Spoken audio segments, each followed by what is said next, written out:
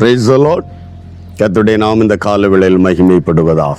நம்ம இணைந்து இந்த காலையில் ஆண்டவரை நோக்கி பார்க்க உதவி செய்தாரே, ஆண்டவருக்கு நன்றி செலுத்தின விசேஷமாக இந்த நாளிலும் ஏசாயா தீர்க்கதரிசியின் புத்தகம் 30வது அதிகாரம் அதனுடைய 18வது வார்த்தையின் ஒரு பகுதியை வாசிக்கிறேன்.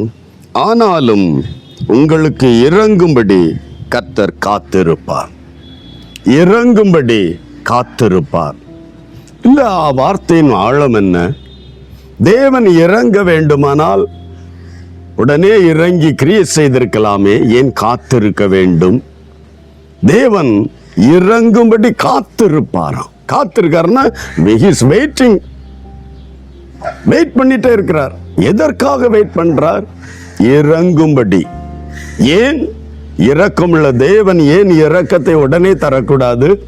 தேவனை நோக்கி நாம் கூப்பிடுவோம்.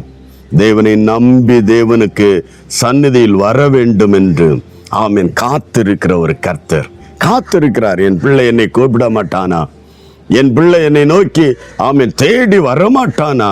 நான் அவனுக்கு இரக்கம் செய்வேனே. ஹல்லேலூயா, ஆமென். தேவன் நமக்காக காத்திருக்கிறாராம். பல நேரம் நாம் நினைக்கலாம் நாம் தேவனுக்காய், தேவனுடைய விடுதலைக்காய் காத்திருக்கிறோம் என்று. ஆனால் இங்கு காரியம் மாறுதல். தேவனே காத்து கொண்டிருக்கிறார். ஆமேன். கெட்ட குமாரன் ஆமீன் தன் ஆசையை எடுத்துட்டு எல்லாம் திரும்பி போய் விட்ட பண்பு அவன் ஜாலியா உலகத்தின் ஆசாபாசங்கள் சிக்கி ஆமீன் செலவழித்து கொண்டிருக்கும் போதும் தகப்பன் காத்து கொண்டிருக்கிறார். ஒரு நாள் என் ஆமீன் மகன் திரும்பி வருவான். ஒவ்வொரு நாளும் ஆமீன் தன் வீட்டின் மேலே உட்கார்ந்து வழியில பார்த்து கொண்டிருக்கிறார். இதுதான் காத்திருப்பு. நம்முடைய தேவனாய் கர்த்தரும் இறங்கும்படி. என் பிள்ளை திரும்பி வந்தால், என் பிள்ளை என்னை நோக்கி கூப்பிட்டார், என் பிள்ளை மனம் திரும்பினால், எஸ், இந்த கால வேளையில உனக்கு இறங்குகிற கர்த்தர் உன்னுடைய இடத்தில் எந்த இடத்துல விழுந்து கிடக்கிறாயோ, எந்த இடத்தில் சோர்ந்து கிடக்கிறாயோ, எந்த இடத்தில் விசுவாசம் போய் இருக்கிறதோ அந்த இடத்திலிருந்து தேவனை நோக்கி கூப்பிடு. தேவனை நோக்கி பார். அவர் உனக்கு இரக்கம் செய்வதற்காக வெயிட் பண்ணி கொண்டிருக்கிறார், காத்து கொண்டிருக்கிறார். என் பிள்ளை திரும்பி வந்தால் இந்த கெட்டகுமாரனுடைய தகப்பன் காத்திருந்தது போல, எதற்காக? அவன் ஓடி வருகிறதில் தகப்பன் ஓடி போய் முத்தமிட்டு அவனை அழைத்து கொண்டு வருகிறார். ஹல்லேலூயா. இந்த காலவெளியிலும் தேவனை நோக்கி திரும்பு. விழுந்த இடத்திலிருந்து கர்த்தரை நோக்கி திரும்பு. ஆமே, பின்மாற்றத்தின் இடத்திலிருந்து தேவனை நோக்கி திரும்பு.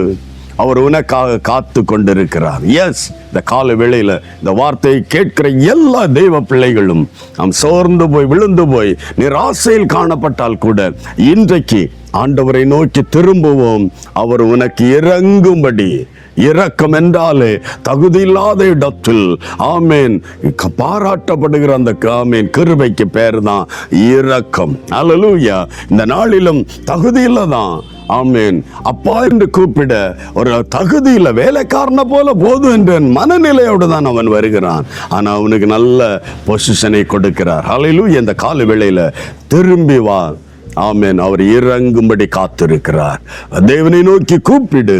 அவர் உனக்கு இறங்கும்படி காத்திருக்கிறார். ஆண்டவரை நோக்கி பார்க்கலாமா?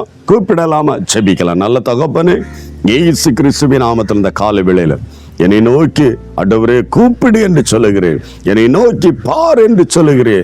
என்னிடத்தில் வா என்று சொல்லுகிறேன். என்னிடத்தில் வர ஒருவனை புறம்பே தள்ள மாட்டேன் என்று சொல்லி இந்த கால வேளையில யார் யாருடைய சந்நிதியில விழுந்து போய் நொறுங்கி போய் நிராசை அடைந்து ஆண்டவரே இருக்கிற இடத்திலிருந்து உம்மை நோக்கி கூப்பிடுகிறார்களோ, உம்மை நோக்கி ஆண்டவரை பார்க்கிறார்களோ, உம்மை நோக்கி உம்முடைய வாழ்க்கையை திருப்புகிறார்களோ, ஒவ்வொருவருடைய வாழ்க்கையிலும் பரலோக தெய்வம் ஒரு அற்புதத்தை செய்யும்படி ஜெபிக்கிறார். ஆண்டவரே, ஒவ்வொருடைய வாழ்விலும் ஆமென் இறங்கும்படி காத்திருக்கிறீர் என்பதை இந்த நாட்களில் சுவிசேஷமாய் ஒரு நல்ல செய்தி அவருடைய வாழ்க்கையில் நீ கொடுத்து கொண்டிருக்கிறீர். நன்றி செலுத்துகிறோம். இருக்கிற இடத்திலுமே நோக்கி பார்த்து உம்முடைய இரக்கத்தை பெற்றுக்கொண்டு தலை நிமிர்ந்து உம்முடைய நாமத்தை உயர்த்த உதவி செய்யும். ஆசீர்வதியும் இயேசு கிறிஸ்துவின் நாமத்தில் பிதாவே, ஆமென். ஆமென். கர்த்தர் உனக்கு இறங்கும்படி காத்திருக்கிறார். God bless you. Praise the Lord.